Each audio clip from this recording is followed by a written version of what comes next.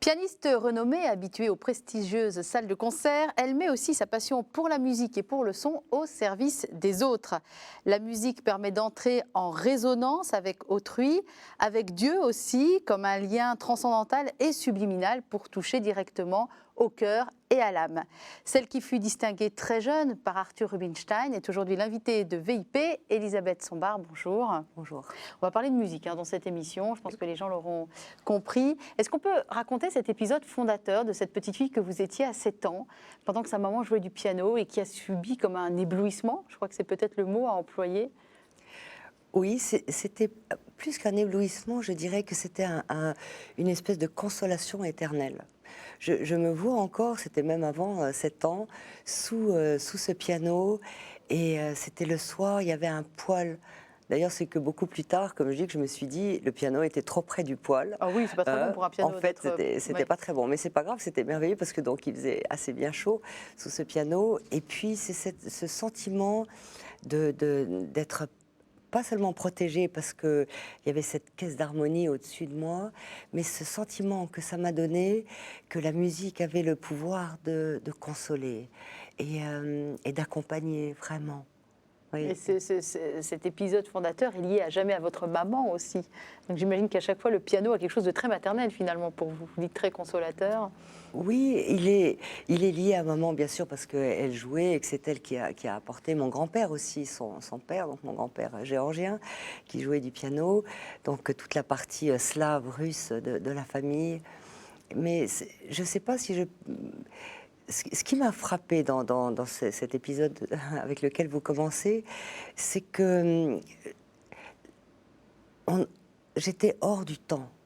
C'est-à-dire que tout ce qui était, voilà, des horaires, aller à l'école, rentrer pour déjeuner, se laver les dents, je sais pas, tout ça, c'était oublié dans quelque chose que je ne m'expliquais pas encore à l'époque et qui était une autre dimension de la vie, un autre temps.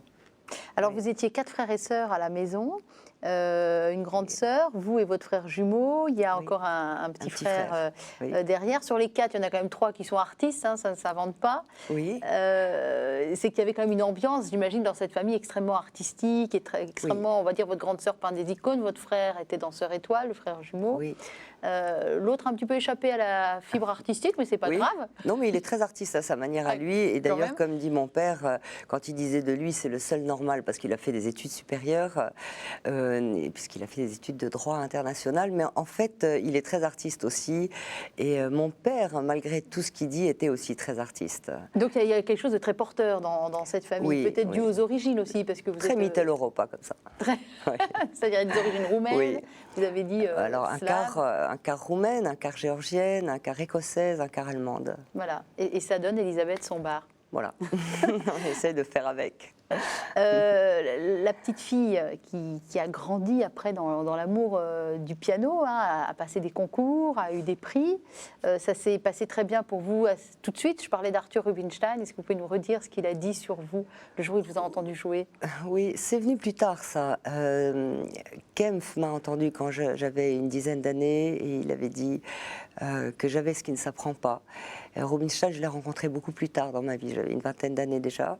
Et je ne sais pas si on peut vraiment, si on se rend compte vraiment quand on est très jeune de cet amour de la musique. Moi, je sais une chose, c'est que j'avais la culpabilité si je ne travaillais pas mon piano. Je me rappelle que mes amis partaient en week-end où ils faisaient des goûters d'enfants et pour moi, je me dis, mais quand j'y repense avec le recul, je me dis, mais comment ça se fait que j'avais ce sentiment de culpabilité, que le temps que je ne passais pas au piano était du temps perdu? C'est drôle pour un enfant. Et avec le recul, je me dis que c'est une des grandes choses que nous apprend la musique et l'apprentissage du piano. C'est que les belles choses s'obtiennent avec du travail, de la solitude, mais du travail. Vous dites, vous avez sorti un livre il y a quelques années, La musique au cœur de l'émerveillement. chez Jean-Claude Lattès, sous-titré Confidence pour piano de Bach à Bartók. C'est un livre qui nous donne un portrait écrit par vous de tous ces compositeurs que vous aimez, alors de Bach à Bartók, évidemment. À un moment, je me demandais quel était votre compositeur préféré, parce qu'il y en a quand même beaucoup que vous nous présentez, et j'ai tendance à penser que c'est Bach, même si vous allez me dire, mais non, je les aime tous, évidemment. Mais Bach est quand même Mais Bach, le 5e évangéliste, voilà. le 13e apôtre, enfin c'est... Oui, je l'ai écrit parce que je pense vraiment que c'est vrai. Il est le père fondateur de cette musique classique. Je pense que tous lui ont rendu hommage, Chopin, Schubert, Beethoven, enfin tout le monde. C'est vrai qu'il n'y a pas de musique classique sans cette origine, sans cette source qui est Jean-Sébastien Bach. Que Dieu doit, Vraiment. oui, vous dites Bach, vous dites ça vraiment à l'allemande, vous. Dieu doit beaucoup à Bach notamment. C'est Goethe qui disait « La musique de Bach est une conversation de Dieu avec lui-même avant la création ». En écoutant la cantate 32 de Jean-Sébastien Bach, j'ai compris à quel point l'invisible est près de nous si nous ne le repoussons pas. Voilà, on va expliquer très rapidement pour vous, la musique est quelque chose de très vertical qui nous emmène directement, quand c'est bien fait, en tout cas, directement, quand la musique est pure, directement, floup, direct vers le Père. Alors, je n'ai pas dit ça comme ça, mais là où vous avez... mots à moi. Oui. Vous allez le faire avec les mots à vous. Ce qui est vrai, Emmanuel, c'est que la musique, par rapport à tous les autres arts, n'est pas un art matériel. Le matériel est la béquille à partir de laquelle la partition, c'est une béquille. Quand bien même on analyserait l'encre qu'a utilisé Bach, on n'entendrait pas encore sa musique. Et le piano, si on ne le joue pas, et si on ne le joue pas d'une certaine manière, voilà, il ne sonnera pas, il ne dira pas. Donc, par rapport à la sculpture ou la peinture, qui est réellement fait de matière, même si elle transcende aussi la matière, quand c'est un grand peintre, hein, c'est la différence, je pense, entre le peintre de Montmartre, comme on dit, et puis Turner, c'est que tout à coup, chez le grand peintre, la matière se transforme en quelque chose de transcendant. Mais la musique appartient par les vibrations à ce monde du cosmos, à ce monde qui n'est pas donc que matériel. Et c'est pourquoi, quand il nous touche dans notre cœur, il révèle une dimension de l'âme, hein, on peut dire, qui appartient à la fois au monde de la matière, du visible, mais aussi au monde de l'invisible. Alors, on parle de la musique, vous aimez beaucoup parler du son. Également, vous avez fait beaucoup de recherches d'ailleurs autour du son, dans les études que vous avez faites quand vous avez commencé à étudier le piano, on va dire de manière un peu plus professionnellement, quand vous avez décidé que ce serait votre vie, mais peut-être l'avez-vous décidé très tôt. Vous avez fait des études autour du son. Qu'est-ce qui vous intéressait dans cette recherche-là ? Alors, d'abord, j'ai eu cette énorme chance d'être directement happé par le son, hein, sous le piano déjà quand ça a commencé. Le son était un ami, les sons étaient ma patrie. Et quand plus tard, grâce à la rencontre de Cilibidache, qui était ce grand chef d'orchestre roumain, il nous a fait entrer dans la phénoménologie du son, et que j'ai compris que donc ce que j'avais pu vivre intuitivement pendant des années pouvait s'expliquer. Hein, l'analogie entre le son et l'homme. Le son est une vibration mise en mouvement par une force extérieure qui a un point culminant pour retourner finalement au silence, comme l'homme. Toutes les analogies qu'il pouvait y avoir, la relation entre deux sons et surtout l'implication directe que ça a sur notre monde affectif, ça a été pour moi le cadeau. Vraiment, et toute cette phénoménologie du son qui est notre pédagogie à la Fondation vient de lui, hein, même si on l'a développé plus tard avec le geste aussi. Parce que la chose extraordinaire du son, c'est qu'il est véhiculé par nous. Hein, par notre instrument, même si l'instrument vient après au piano.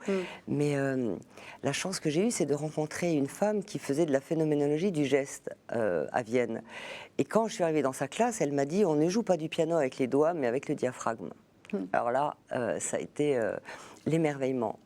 Et en fait, ce qu'elle voulait dire, c'est que, de même qu'en musique, rien n'existe en soi, tout est relation. Hein, pour créer finalement une unité, eh bien, le geste aussi doit être la conséquence d'un mouvement intérieur. C'est ça, c'est le souffle. Alors, je propose qu'on vous écoute, quand même, on va vous écouter plusieurs fois dans l'émission, avec un premier extrait, qui est un extrait de Schubert. Je vais peut-être vous laisser le présenter d'ailleurs. Alors, c'est une sonate testament vraiment de Schubert qu'il a écrite à la fin de sa courte vie. Hein. Il a vraiment passé comme un ange sur terre. Et je dis souvent que de tous les musiciens, quand il monte au ciel, il monte plus haut que les autres dans sa musique. Hein. Il y a quelque chose de vraiment divin, proprement divin dans sa musique. Et cette sonate en 4 mouvements, elle est vraiment, elle nous montre à la fois le tragique de la vie, la solitude. On entend ce premier mouvement qui commence et ce wanderer, ce promeneur qui part et qui n'ira nulle part. Et avec tout, à la fois l'espérance, mais aussi on a l'impression que il repense toutes les étapes d'une vie. Hein. Et puis ce deuxième mouvement que je crois vous avez choisi, tout à fait, oui. où on entend vraiment les battements du cœur et où il se passe quelque chose d'extraordinaire à la réexposition, parce que là, il y a vraiment l'apparition de la Trinité dans l'accord de Do majeur.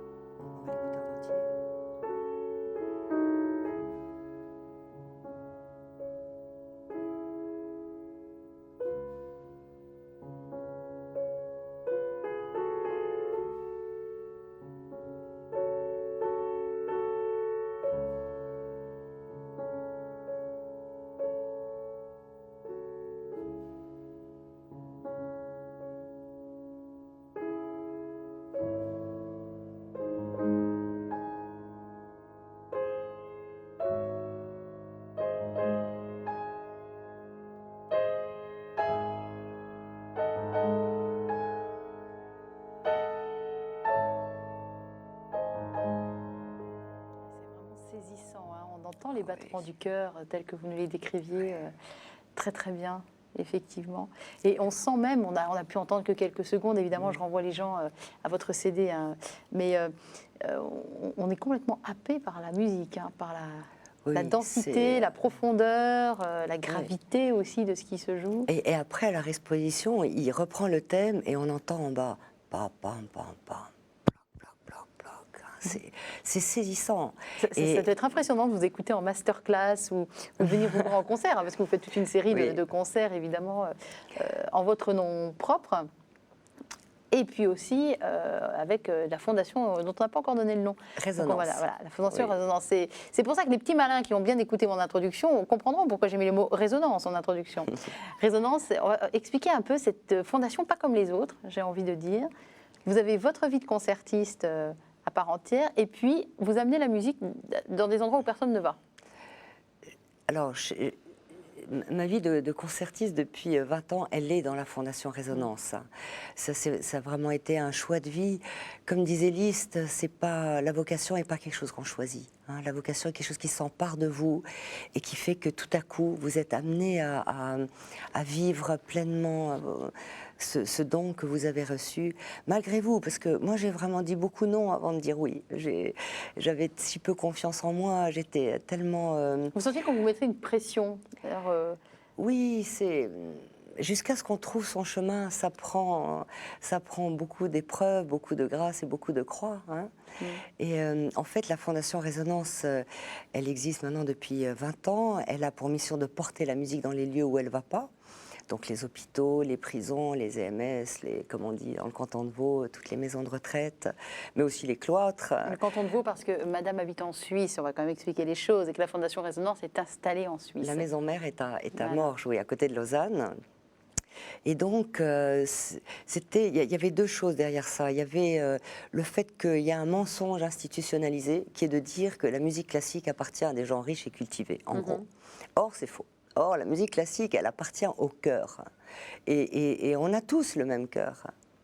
Encore faut-il pouvoir l'offrir aux gens qui n'y ont pas accès directement, parce que eux-mêmes s'auto-éjettent finalement du processus en se disant « ce n'est pas pour moi ». C'est pour ça qu'on va chez eux. C'est pour ça qu'on est allé là. Et moi, je me rappelle d'une prisonnière qui m'a dit, parce qu'on va régulièrement, hein, on ne va pas juste une fois, elle m'a dit, quand je vais sortir et expliquer à mon père la différence entre le majeur et le mineur, il ne va pas me croire. Et elle était comme ça. Le majeur, c'est le cosmos, et le mineur, c'est l'humain. Ça, j'ai retenu ça dans votre livre. Ah, c'est bien, c'est bien. Alors, mais il faut le dire beaucoup mieux que ça. Non, c'est que dans un son, il y a 19 sons. On croit qu'il n'y a qu'un seul son quand on en entend. Mais en fait, la manière dont la vibration se met en mouvement, coupe la corde, enfin sans rentrer dans les détails, avec des nœuds et tout ça, ça donne une famille d'harmoniques. De 1900. De 19, oui, même plus ou moins. Enfin bon, en tout cas. Et les harmoniques du son sont majeures. C'est-à-dire que la nature du son est majeure. Et majeure, ça veut dire la joie, la gaieté, etc. Tout ce qui est le mineur, c'est-à-dire la relation entre deux notes qui donne l'impression d'introversion, de tristesse, ça, c'est une invention de l'homme. Oui. Donc quand l'homme pleure ou se plaint en musique, c'est souvent en mode mineur. C'est par le mineur. On dit que le mineur est un majeur en souffrance. D'accord. C'est Oui. joliment dit.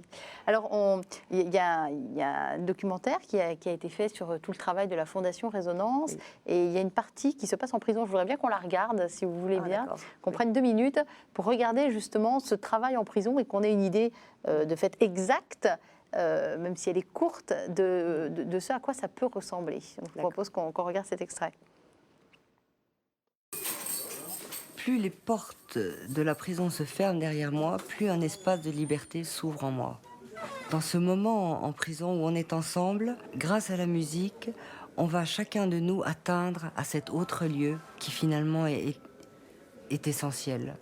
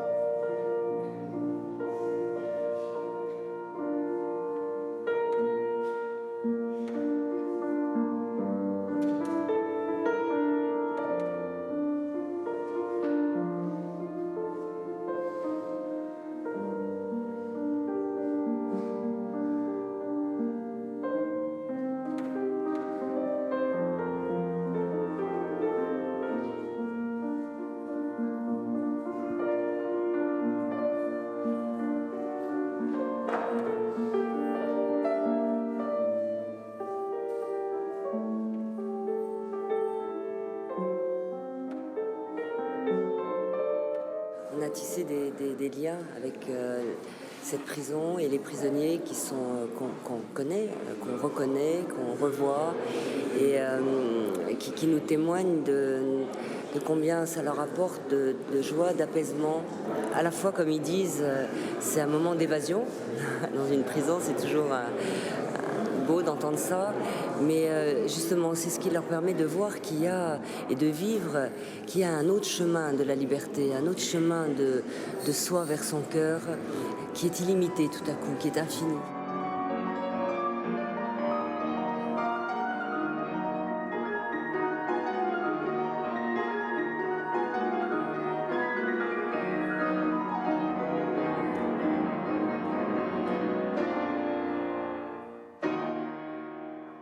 Voilà, et merci aux réalisateurs de ce film, Gérard Bruchet et Serge Schmitt, qui ont fait ce film qui s'appelle La musique aux couleurs de l'âme.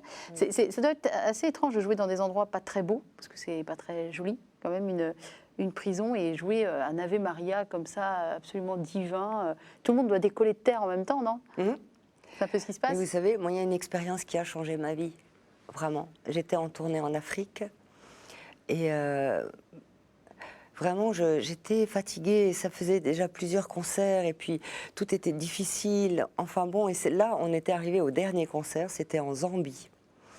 Et je vais partir à 8h, le concert était à 8h30, et ils sont venus me chercher. Alors je ne vous dis pas que la robe était tombée dans le... Enfin non, c'était, vous savez, quand tout va mal. Rien ne va, quoi, apocalyptique. Oui, voilà. D'accord. Et quand j'arrive dans la voiture du chauffeur qui m'a amené à ce concert, il me dit le concert a déjà commencé parce que c'était à 8h. Je lui dis mais non, alors ça c'est mon car allemand. Je supporte pas d'être en retard. Et je dis mais c'est pas possible, comment on va faire? Il dit non, mais on en a pour 1 heure de route. Quoi? Je lui dis Paul, mais les gens. Il dit mais c'est pas grave, on est en Afrique. Il me dit il y a un compteur qui va monter sur scène certainement, qui va les faire patienter. Et j'avais le cœur qui battait, je le sens même en me racontant l'histoire parce que ça me paraissait pas possible.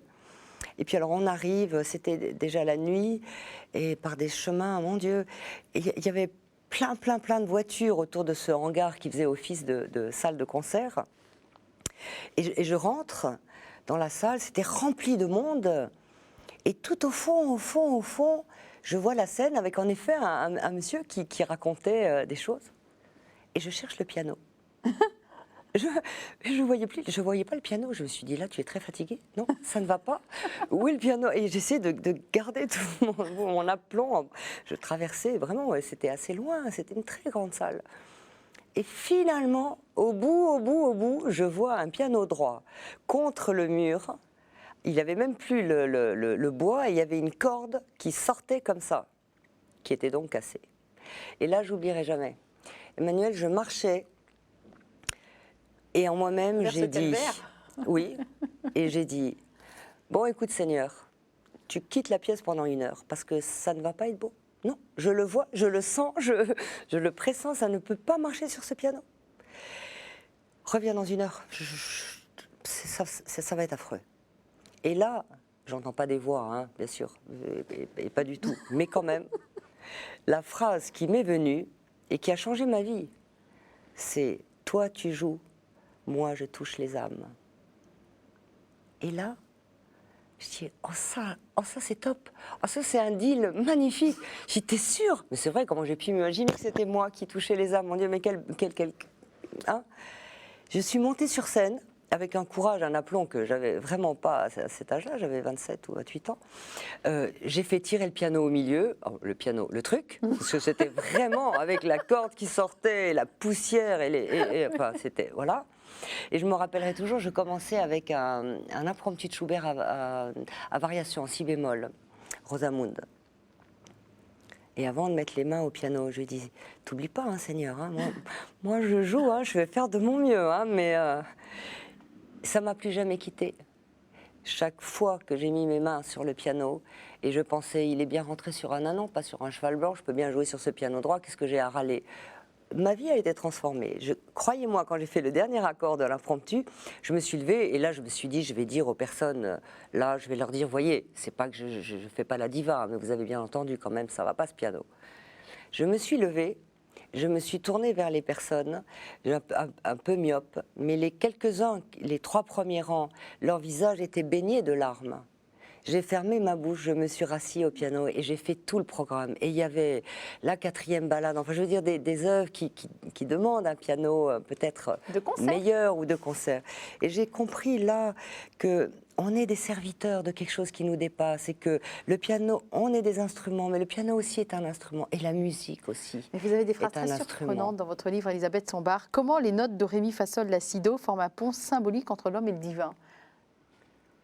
Oui, mais parce qu'à l'origine, le choix de ces notes, vient de ce poème d'Arrête Sonnant, qui dit déjà, parce que c'est le début de ce poème, qui dit, si je me rappelle bien en détail, que... Vous voulez que je vous le dise en latin? Ah non, oui, c'est parce que c'est très intéressant. Alors, on va dire plutôt le traduire. Donc, ut, donc c'est-à-dire do. Queant lexis, sonare fibris, mi ra gestorum. Enfin, on va le traduire, ça donne pour que puissent résonner sur les cordes détendues de nos lèvres les merveilles de tes actions. Enlève le péché de ton impur serviteur, ô Saint Jean. Ô Saint Jean. Vous voyez. Et ça, c'est la traduction en de poème. Ce poème. C'est la traduction de ce poème à partir duquel on a pris les notes de la gamme. Parce que le début de chacune des phrases de ce poème, c'est do, ré, mi, fa, sol, la, si. Voilà. Donc il y a déjà quelque part ce pont entre le visible et l'invisible, ne serait-ce même que quand on dit le nom des notes. Je vous ai demandé d'apporter un objet, Elisabeth Sombart, et alors j'avoue que celui-là, je ne l'avais encore jamais vu en 8 ans d'émission. Est-ce que vous voulez bien nous dire et nous montrer cet étrange objet que vous nous avez amené? Alors, c'est ma boîte. C'est une boîte. C'est une boîte rectangulaire. Que je fabrique moi-même en achetant et en collant des icônes que je trouve d'ailleurs un peu partout dans le monde. Alors, voilà. En fait, c'est plein de petites, petites images collées de la Vierge Marie ou de tous les saints, voilà. de la Trinité, il y a tout, Saint Charbel, il y a tous les saints. C'est une boîte à tabac à l'origine, c'est marqué dessus. Hein. Oui, mais alors j'enlève évidemment tout ce qu'il y a pour coller mes images. Et quand on l'ouvre alors évidemment, c'est une boîte aussi à cigarettes, mais dans laquelle il y a plein de trésors. Il y a mes médailles, il y a mes petites boîtes. Non, mais attendez, il y a un Christ, un crucifix de Christ dans le couvercle. Et il y a dans mon couvercle une sorte de crucifix que j'ai trouvé par terre dans la rue il y a des années et devant une chapelle. Et j'ai dit, mais c'est pas possible, Seigneur, que tu sois là par terre, dans un sac en plastique. Et je l'ai ramassé et je l'ai pris comme ça contre moi. Et je pensais à Maurice Zundel qui disait, il faut protéger Dieu des hommes. Il faut absolument le protéger Donc vous êtes comme dit, un je vais le mettre enfant. avec ma boîte à tabac. Et donc, je me suis fait mon petit hôtel à l'intérieur de ma boîte. Voilà. Je peux voir le petit hôtel. Attendez, c'est incroyable, j'ai jamais vu ça de ma vie. D'accord. C'est votre mari en photo, là? On va pas très bien le voir à la Oui. télé, mais... D'accord, il y a son mari en photo, là. Voilà. Mon mari, mon frère. Mon mari, mon frère. Alors qu'on l'explique ça un petit peu. Ah, ça demande toute une émission, ça. Elle est unique, hein, cette boîte. Hein, Alors voilà. Donc, quand j'ai demandé à mes professeurs, les gens en résonance, j'ai dit, c'est quoi l'objet pour vous avec lequel je suis toujours? Ils m'ont dit, bah, c'est votre boîte. J'ai dit, c'est parfait, je viendrai avec ma boîte. Pourquoi vous dites mon mari, mon frère? On peut l'expliquer? Parce que le mariage que j'ai fait avec Christopher est un mariage consacré. Et donc c'est le premier dans l'Église catholique, c'est le cardinal Cotier qui nous a mariés, qui avait beaucoup suivi Jacques Maritain et Raissa. Et donc c'est la première fois qu'on crée cet ordre qui s'appelle Deux cœurs pour Dieu, et où les deux sont consacrés dans les 3 vœux d'obéissance, de pauvreté, de chasteté. Et donc, où c'est un mariage qui propose une autre manière de féconder par nos fondations, par notre vie, par un choix, mais c'est surtout une vocation. Et ça aussi, ça a mis du temps à se faire et à se faire aussi en moi. Voilà. Et donc c'est très lié au Liban aussi, parce que l'association laïque consacrée de l'Otedal, qui veut dire n'ayez pas peur, c'est avec eux que ça s'est fait. Et c'est pour ça Voilà. que vous portez une alliance avec la croix de Jésus. C'est pareil, c'est une alliance qu'on ne connaît pas, ça, avec la croix de Jésus qui sert d'anneau en fait. Oui, beaucoup de consacrés portent cet anneau. Alliance, voilà. D'ailleurs, on signe distinctif religieux assez précis. Hein. Il y a la croix autour du cou, le chapelet qu'on reconnaît enroulé comme ça autour de votre poignet. Ça vient du Liban. Ça vient du Liban. Voilà, vous n'hésitez pas à afficher finalement cette foi qui vous porte.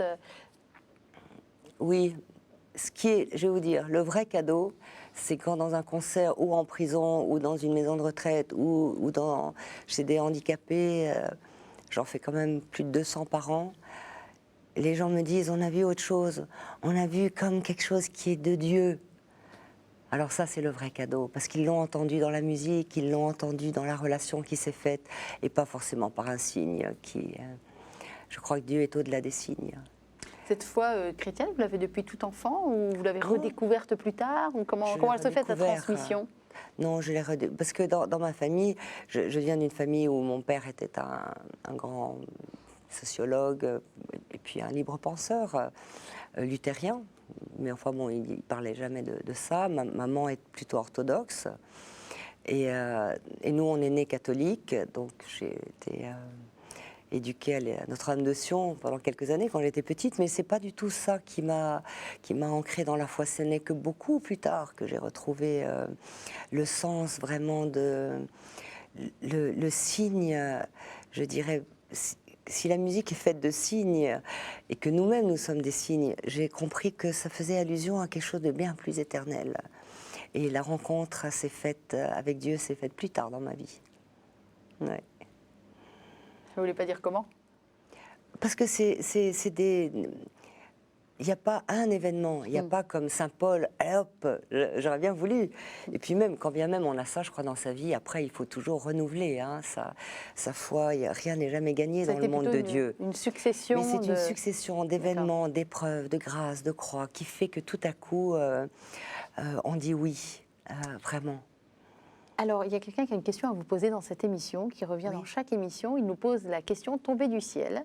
Il s'agit d'un prêtre qui est également moine à la communauté Saint-Jean, le père Geoffroy-Marie, et qui donc va vous poser une question. Elles ne sont pas toujours faciles, hein, les questions du père Geoffroy-Marie, donc vous y répondez un petit peu comme vous pouvez, Elisabeth Sombart, et en tout cas à votre manière. Donc, on va l'écouter.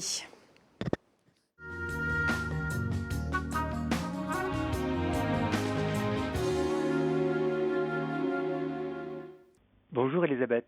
Vous avez confié que ce don de la musique est d'abord reçu comme une grâce à faire partager à tous les hommes, pour les conduire si possible à Dieu.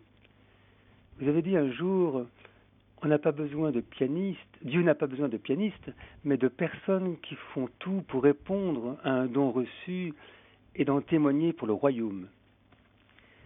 C'est pourquoi vous avez rajouté un jour que ce qui vous fait finalement le plus plaisir après un concert, c'est entendre certains vous confier « on a senti Dieu ».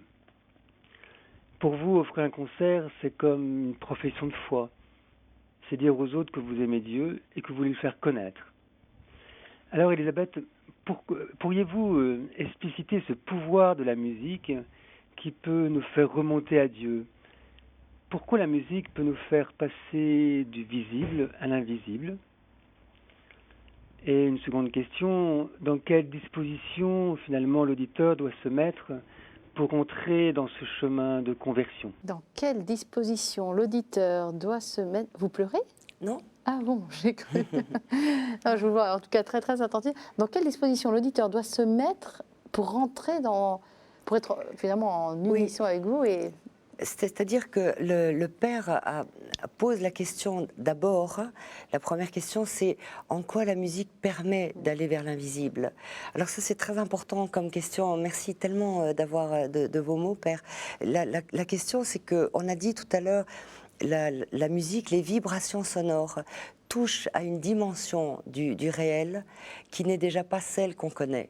Parce que la musique est un art spatio-temporel qui vit dans l'éphémère. Et pourtant, il laisse une trace éternelle en nous. L'erreur de faire un disque et de vouloir mettre dans une société de mort le disque dans une... Si, mais il faudrait savoir comment on les utilise, hein, comme un pot de yaourt avec une date limite, comme disait Augustin Dumay. Il avait raison. Non, et surtout Chilibidac. Mais ce que je veux dire, c'est que il y a... toute vérité est dans un paradoxe. Parce que quand on dit la musique ne fait pas partie de la réalité tangible, elle appartient à un autre monde, elle est dans l'éphémère mais elle nous fait toucher l'éternité, on vit dans notre cœur quelque chose de plus grand que nous. Mais de quoi parle-t-on finalement ? Hein, il n'y a pas de concept dans la musique et pourtant elle va tous nous toucher. Personne ne va trouver qu'un morceau triste est gai ni qu'un morceau gai est triste. Donc il y a une relation très très directe. Et puis la musique nous fait vivre une autre relation au temps.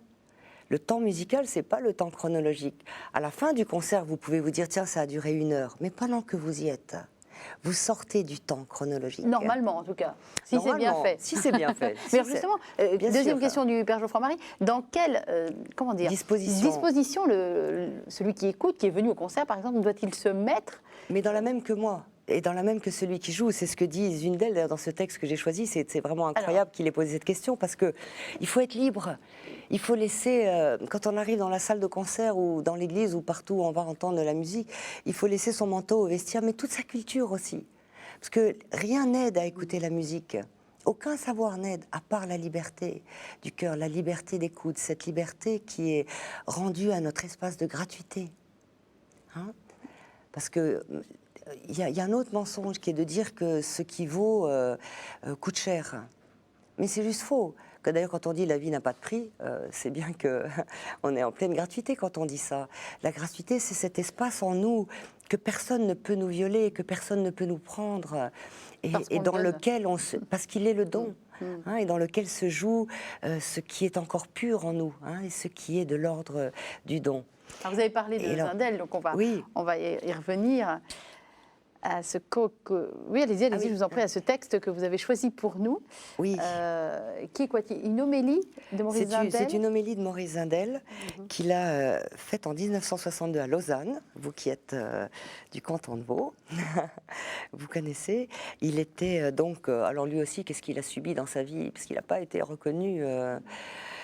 Enfin bon, c'est un autre discours. A une vie compliquée. Nul n'est prophète dans son pays. Heureusement que le Christ nous a dit ça. Alors, c'est pas tout le sermon, rassurez-vous. Non. Ce sont quelques phrases tirées du sermon, mais qui vous ont particulièrement touché. Oui, vous m'avez demandé de vous choisir un texte pour votre émission. S'il vous plaît. Alors, je suis partie de la phrase de Jean 1, 22, donc de l'évangile de Jean. Que dis-tu de toi-même? Alors, Zundel. Cette question, comment le Baptiste pouvait-il y répondre? Comment un être peut-il dire « Voilà ce que je suis » De toutes les questions, en effet, qui puissent nous être posées, c'est de toutes la plus difficile, et aucun de nous n'est capable d'y répondre. Si l'on nous demande « Que dis-tu de toi-même ?» Si nous tentons de donner à cette question une réponse, nous verrons immédiatement l'impossibilité de le faire. Nous ne savons pas qui nous sommes. Et quand nous cherchons à le définir, nous trouvons un être préfabriqué, qui peut bien entrer dans certaines catégories psychologiques, mais jamais nous ne pourrons trouver ce secret et ce mystère que nous sommes. Ce secret qu'une mère cherche dans son petit enfant. Elle le regarde, il lui sourit. Qu'est-ce qu'elle cherche à travers ce sourire, sinon la révélation de ce qu'il est? Cette question, qui paraît simple, est donc une des questions les plus profondes et les plus insolubles, tout au moins quand on la pose directement et qu'on demande à un être « Mais toi, que dis-tu de toi-même » Il y a cependant une manière latérale, en quelque manière, d'arriver à la connaissance de nous-mêmes. Et nous n'avons qu'à songer à tout ce que pouvait évoquer en nous, à tout ce que peut évoquer encore, heureusement, le jeu de Clara Askill. Qu'est-ce qui a attaché tant d'êtres à cette incomparable musicienne? Sinon justement que chacun, en l'écoutant, sentait jaillir et sourdre en lui une mélodie où le mystère de lui-même s'exprimait. Parce que le jeu de Clara était si intérieur, si silencieux, qu'il nous appelait tous et chacun dans sa musique, qu'il nous invitait tous et chacun à devenir cette musique.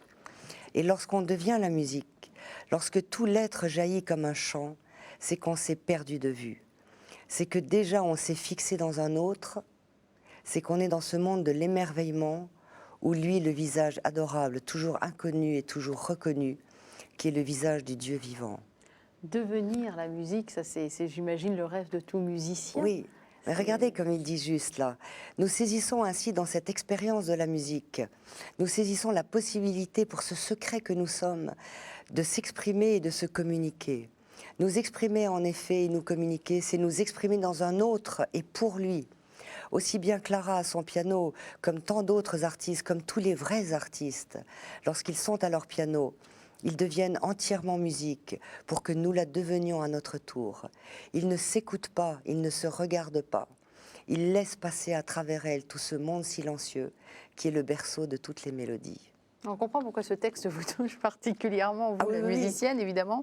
Ah mais parce que c'est toute la phénoménologie. D'ailleurs, j'ai fait toute une conférence « Comment comprendre la pensée de Zundel à la lumière de la phénoménologie de la musique ?» Parce que si on ne comprend pas que pour devenir serviteur, pour utiliser les sons, non pas pour dire ce qu'on est, mais pour dépasser ce qu'on est, il y a une obéissance à un ordre donné des sons et de la compréhension. Il y a donc une pauvreté, un appauvrissement de ce moi qui voudrait absolument se dire, et une chasteté dans le sens d'être unifié corps et âme. Et finalement, ces trois vœux, et le vœu de silence que tout musicien devrait avoir fait, sont les trois vœux, je dirais, universels. C'est pas seulement pour les prêtres, c'est aussi pour les musiciens. J'ai vu ça sur votre site internet pour la formation des musiciens qui veulent se former à la méthode que vous... La pédagogie, pédagogie que vous enseignez, qu'il y a des retraites de silence, je ne sais plus quand vous dites retraite de silence musical ou quelque chose comme ça. Oui, parce que... Je dis, ah bon, tiens. Oui, parce qu'il ne faut pas oublier que le son s'inscrit sur le silence et pas le contraire. Et que paradoxalement, le fait de se connaître à travers l'ordre des sons ordonne notre monde affectif et nous permet de retrouver en nous ce silence qui ne fait pas peur, qui n'est pas un silence de solitude, mais qui est un silence habité. Ah, autre question qui n'a plus grand-chose à voir. Je voudrais qu'on écoute un extrait de Chopin, que je vais vous laisser nous présenter aussi, et que vous nous disiez, une fois qu'on aura entendu l'extrait, en quoi Chopin est politique dans sa musique. Voilà, ça m'intéresserait de le savoir. Vous le dites très rapidement dans votre livre. Oui, et je pense que, voilà, après avoir entendu l'extrait qui a été choisi, alors on va d'abord présenter cet extrait, si vous voulez bien, Elisabeth Sombart. Alors, Chopin. Oui. On a choisi... La sonate funèbre, premier mouvement. Sonate funèbre, premier mouvement. Vous préférez qu'on l'écoute d'abord?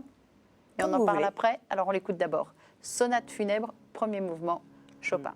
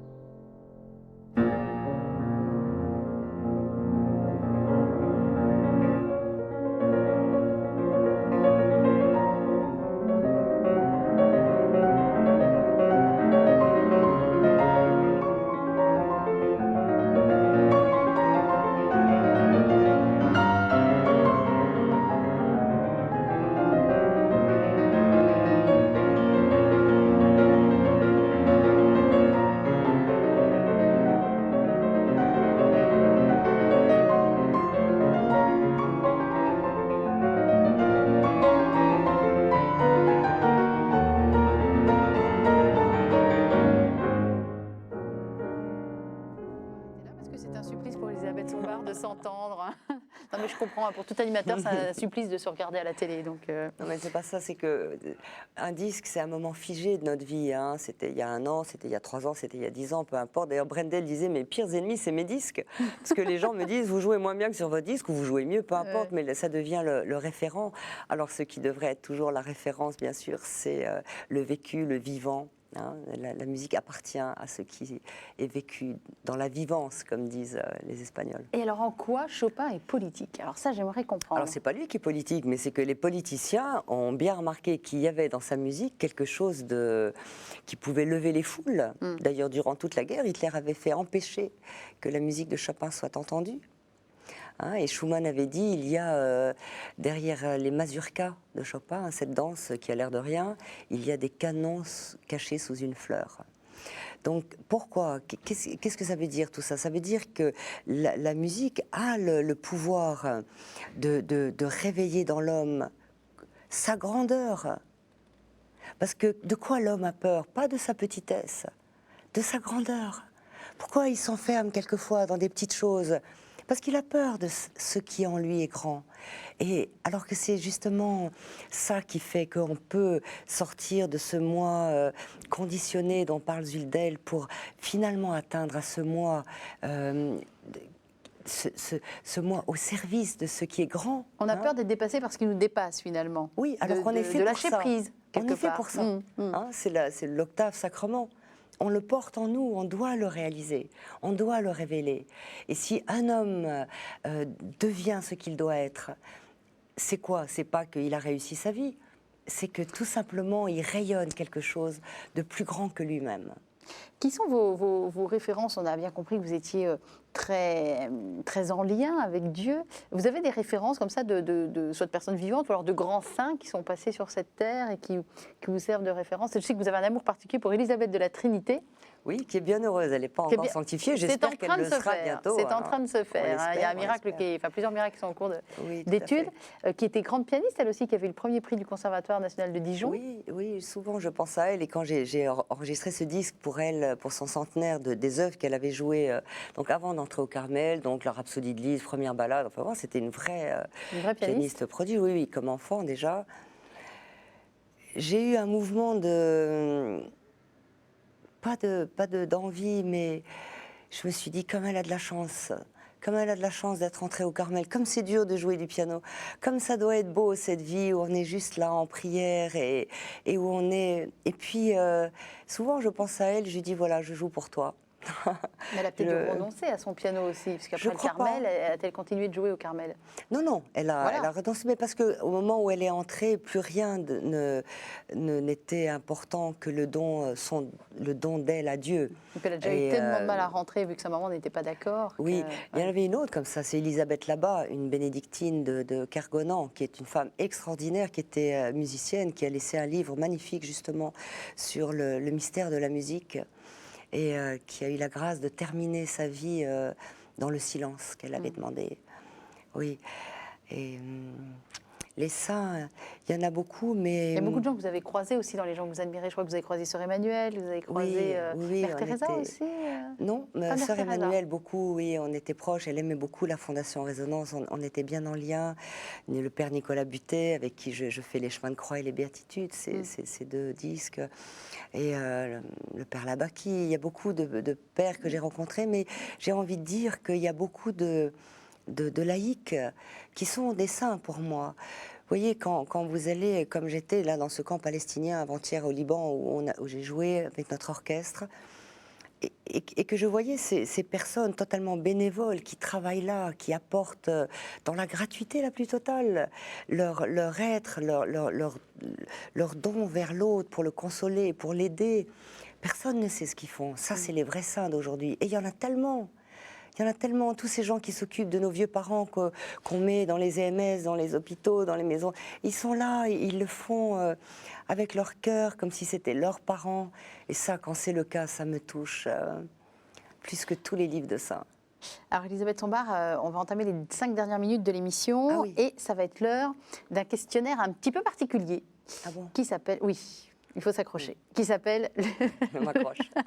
Le questionnaire inattendu.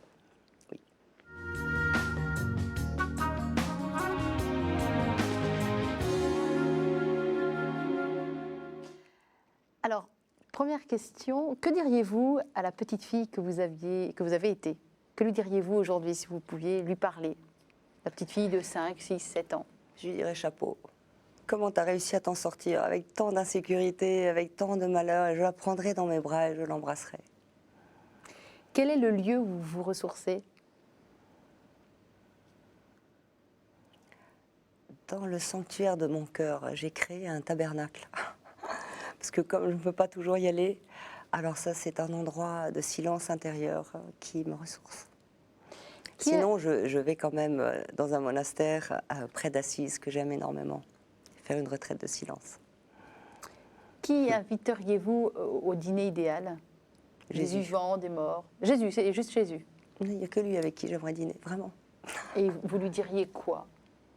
Merci. Et lui, vous direz quoi?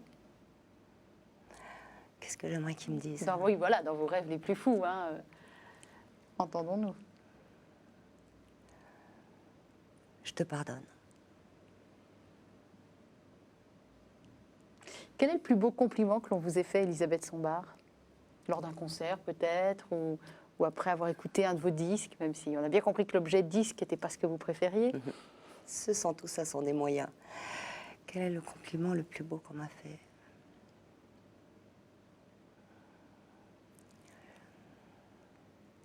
Peut-être justement quand on me dit, quand tu joues, il y a quelque chose de l'ordre de la grâce qui passe et qui vient vers nous. Alors quand c'est ça, je rends grâce vraiment. Si vous deviez faire une minute de silence pour quelqu'un ou pour une cause, ce serait pour qui ou pourquoi? Je suis en train de créer un monastère invisible que j'ai appelé les femmes aux ailes brisées, qui va être en lien à partir de l'année prochaine, où j'ai souhaité, ça va être extraordinaire. Vous rentrerez dans le site qui est en 3 dimensions, qui est une galaxie. Un site internet donc. Un site internet, un lieu de mémoire, un monastère invisible dans le sens où il va permettre de mettre tous les noms, enfin tous on ne pourra jamais malheureusement, de toutes les femmes qui sont mortes assassinées sans aucune reconnaissance. Et donc vous rentrerez dans ce site, vous prendrez votre petite étoile, vous rentrerez dans la galaxie et vous serez guidé en résonance par la musique des pays. Donc vous voulez par exemple mettre le nom de je ne sais pas qui que vous connaissez qui a été assassiné à Islamabad. Alors vous vous dirigez et vous entendrez la musique folklorique plutôt d'un pays arabe que le tango argentin, etc. Et vous pourrez écrire son nom et lui offrir quelque chose. Une journée, faire la vaisselle. Quelqu'un me disait, moi je te ferai tous les pains au chocolat pour ces femmes-là. Donc chacun pourra offrir ce qu'il veut. Et on pourra comme ça, de fait, utiliser les forces de l'invisible, de toutes ces âmes qui sont mortes sans reconnaissance, sans qu'il y ait leur nom inscrit quelque part, et qui du coup certainement aideront toutes ces femmes qui meurent chaque jour et qui vont mourir encore pendant... Il y a un archétype ici très fort sur cette terre, qui fait que la femme est sale, impure, on peut la tuer, voilà. Donc je ne veux pas changer ça. Je veux simplement imaginer ce lieu où... du monde entier, pas seulement les femmes qui meurent en France, battues par leur mari, mais les femmes... Une sorte de mausolée, en fait, virtuel. Virtuel, ce monastère invisible, et où on pourra offrir quelque chose.